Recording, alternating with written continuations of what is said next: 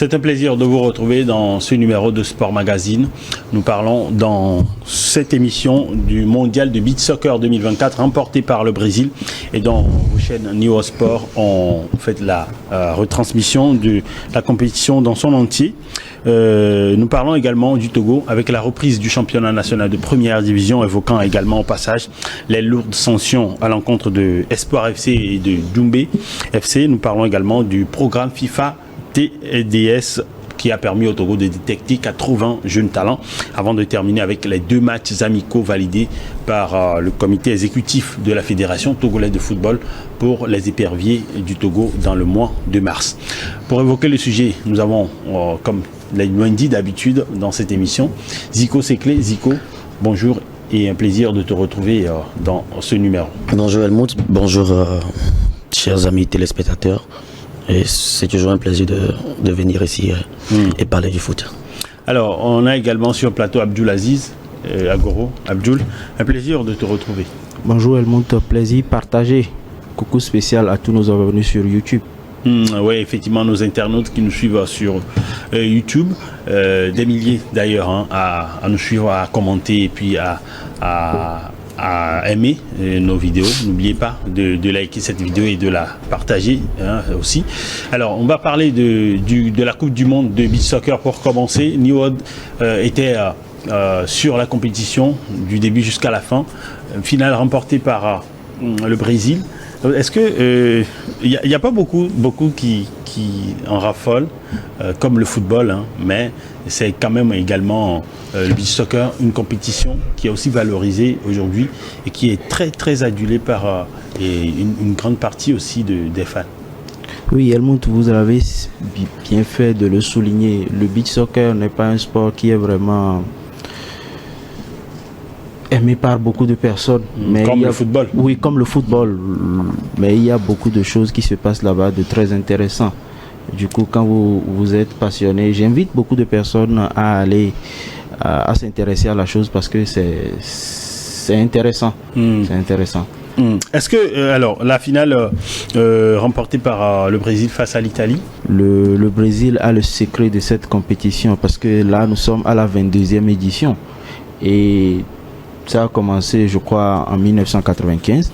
Comme je venais de le dire, nous sommes à la 22e édition et le Brésil est le pays qui a remporté plus de titres, 15 titres avec la dernière. Donc, c'est clair qu'on pourra dire que le Brésil a le secret de cette compétition. D'autres diront même que, comme le Brésil est doté de belles plages et tout, ça leur permet vraiment de s'y atteler pour décrocher tout ce qu'ils ont. Mais ce n'est pas vraiment... Oui, mais bon, vous savez, au Brésil, les plages sont tellement importantes dans leur culture alors que le beach soccer se pratique à la plage.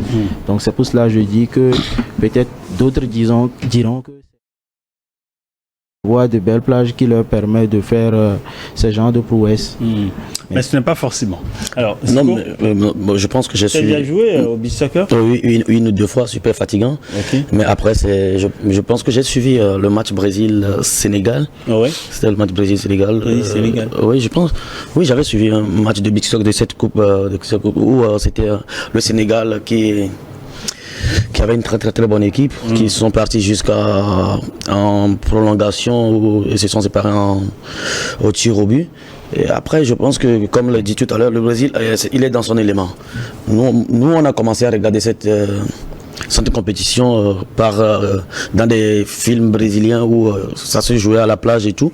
Après, je pense que gagner avoir le Brésil remporter cette coupe n'est pas une surprise pour qui que ce soit. Ils sont vraiment dans leurs éléments et voilà. 6 buts à 4 face à l'Italie, 6e titre mondial donc pour les Brésiliens. Alors, un mot à ajouter? Oui, il faut dire que bien avant qu'on ne fasse de cette discipline-là une discipline mondiale, les Brésiliens le pratiquaient, sinon la pratiquaient comme étant une passion. Donc, quand vous arrivez à faire de votre passion un truc très important dans votre vie, vous ne ferez qu'aligner des titres. Alors, on va quitter le Brésil on va quitter la Coupe du Monde de beach soccer pour évoquer donc le championnat national de première division du Togo, la D1 Lonato, qui a repris ce week-end après, ça fait quoi, 2 semaines de suspension? Oui, 2 semaines et qui a repris de la plus belle des manières. Alors, Zico, il y avait cette suspension liée au fait que la Ligue des Savanes avait soumis une requête au niveau de la Fédération togolaise de football liée au manque d'infrastructures dans la zone. Et donc, cette reprise fait du bien non seulement aux acteurs, mais également à tout le monde, des journalistes. Bien sûr, à tout le monde. Comme je l'avais souligné la dernière fois sur ce plateau, je pense que vite recommencer cette compétition, ce championnat est la meilleure des solutions. Dieu merci. Suivre le match en avancée, je pense, Dito qui jouait à Goué contre l'équipe des chauffeurs de la COSA, ACK. Dommage que le niveau de ce championnat, c'est inquiétant en fait, le niveau de ce championnat, et dans des conditions de travail sont tellement très inquiétants, mais je pense que de corriger beaucoup de choses. Sinon, pour ce qui concerne la reprise, c'est une très bonne chose. Et maintenant, il faut que ces genres de problèmes ne puissent pas interrompre un championnat qui... parce que j'ai vu la dernière fois, il y avait cette équipe de ACK qui n'arrivait pas à enchaîner parce qu'il y avait plus cette lucidité parce que ces 2 semaines de suspension sans compétir aussi, ça a un peu, pour moi, à mon avis. Ah bon, tu penses? Oui, je pense, oui, 2 semaines, parce que si vous êtes en pleine compétition et que on vous donne 2 semaines où vous ne faites que vous entraîner. Je pense qu'ils n'ont pas eu le temps de faire même peut-être 1 ou 2 matchs amicaux pour pouvoir garder le rythme, parce que ils ne savent pas quand est-ce que ça peut se décider. Ça peut décider du jour au lendemain. On vous dit que vous allez jouer peut-être mercredi. Du coup, ça fait que les clubs ont un peu ils étaient un peu dans le doute par rapport à la reprise. En tout cas, au-delà de ce résultat, il y a l'Esbina qui a été battu par Asco. Il y a Semassi qui a fait un nul 1 face à Bikanti. Gomido a battu 3-2 Tambo FC à domicile. Bien sûr, il y a AS Bolesou. Un très bon match, hein. Qui a fait Bolesou qui a battu 1-0 Barracuda.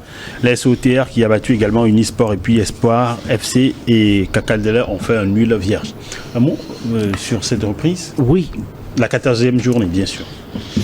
On dirait tout est bien qui finit bien par rapport à cette crise qui a amené le ministère des Sports à interrompre ce championnat. Avant de répondre à ta question, je dirais que je ne suis pas d'accord avec Zico qui dit que ces genres de choses ne sont pas vraiment à prendre en compte, sinon jusqu'à aller interrompre le championnat. Bon, nous sommes dans une république, d'accord, et la Fédération togolaise de football agit sur délégation de pouvoir du ministère des Sports. Donc on pourra dire en quelque sorte que le ministère des Sports est son supérieur hiérarchique, et quand il y a un truc qui ne va pas, il est du devoir, sinon c'est le rôle du ministère de taper du poing sur la table.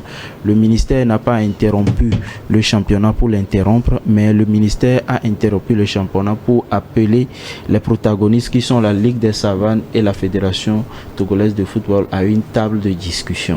Alors peut-être que je suis c'est les terminologies, mais je pense que le ministère n'a pas interrompu le championnat, mais a demandé en concertation avec la fédération une de pouvoir suspension provisoire. Et donc je pense que le ministère a demandé, n'a pas exigé, ne l'a pas ordonné. Justement, c'est pour cela que je dis que le ministère ne l'a pas fait parce qu'il faut le faire. C'est vrai que d'autres diront que le ministère n'a pas le droit de s'ingérer dans les affaires de football, sinon dans les affaires techniques du sport. Mais quand vous voyez par exemple les revendications de la Ligue des Savanes, au-delà du football, ça touche un peu la cohésion sociale. Et donc, quand ça touche la cohésion sociale, le pouvoir exécutif représenté par le ministère des Sports est obligé d'intervenir. Vous voyez, donc du coup, quand vous voyez certaines... Oui, mais l'interrogation, c'est de savoir si l'interruption résoudra le problème. Oui, et à l'issue de la rencontre entre le ministère des Sports, la Fédération togolaise de football et la Ligue des Savanes, il y a un procès verbal qui a été mis au point. Et quand vous voyez les recommandations sur ce procès verbal, on pourra dire, d'accord, on pourra dire qu'il y a quelque chose qui est en train d'être fait. Mais, comme on le dit souvent, 1000 intentions et une bonne action vaut mieux que 1000 bonnes intentions.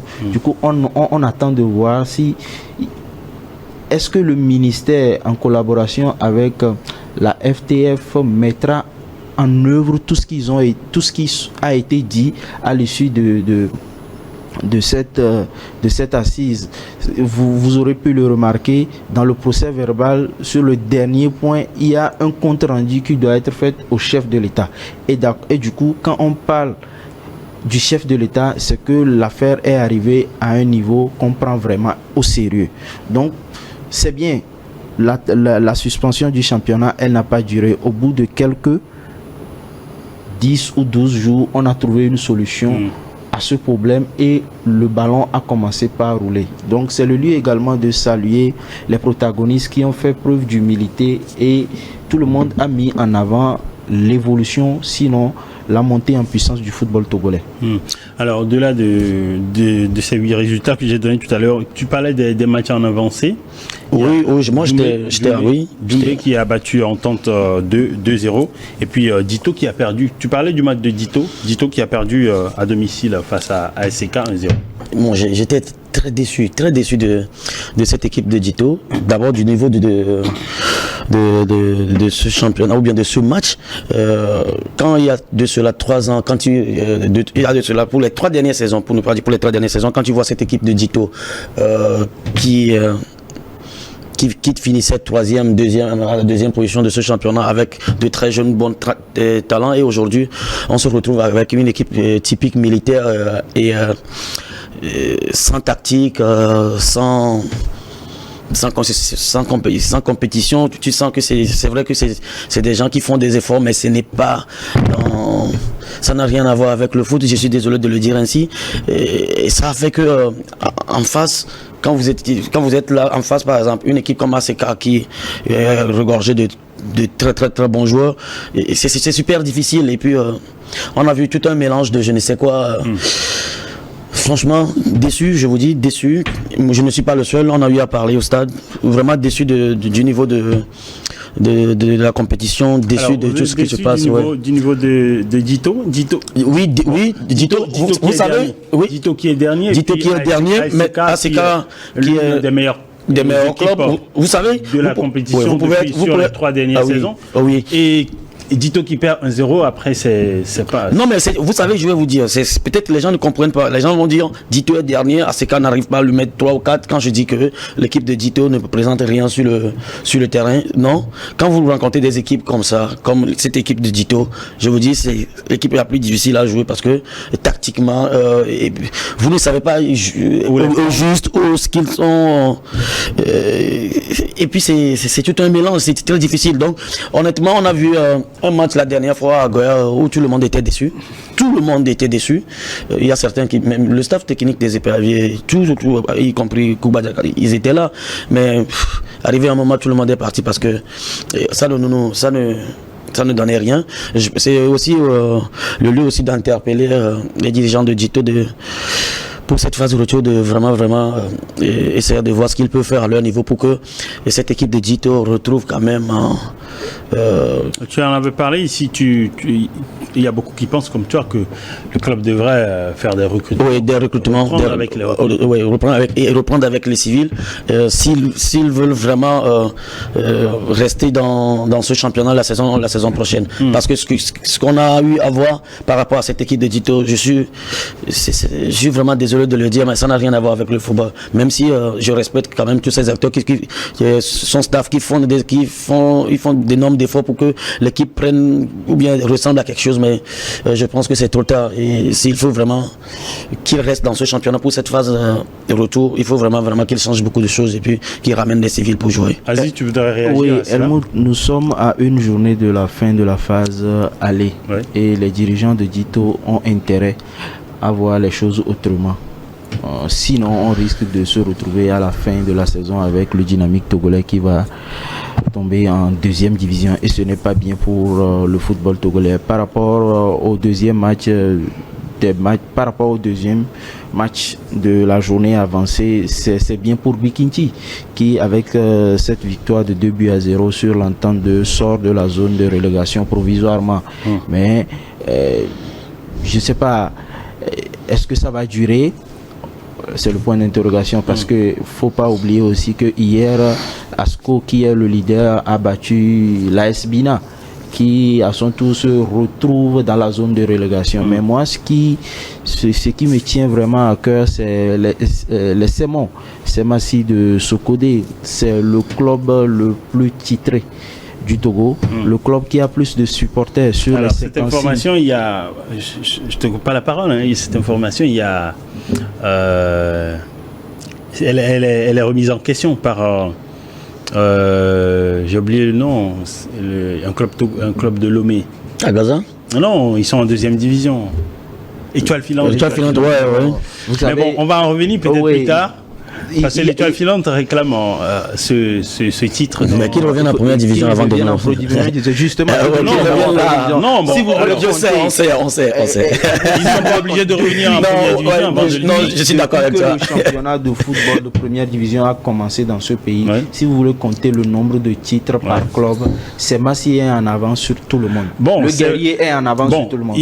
Jusque-là, il n'y a pas encore la fédération qui s'est prononcée dessus parce qu'on manque énormément d'informations. Mais en même temps, c'est vrai qu'il y en a des informations sur Google et puis non, il faut que les gens ne font pas forcément. Moi, je termine en disant, moi je le dis et je le répète, Semassi est le plus grand club du Togo. D'accord. Les Guerriers, c'est le club qui a plus de titres que tout le monde. Les Guerriers, c'est le club qui a plus de supporters sur les 56 600 km². Maintenant, si au jour d'aujourd'hui, les Guerriers se retrouvent dans cette position-là, il va falloir vraiment réfléchir.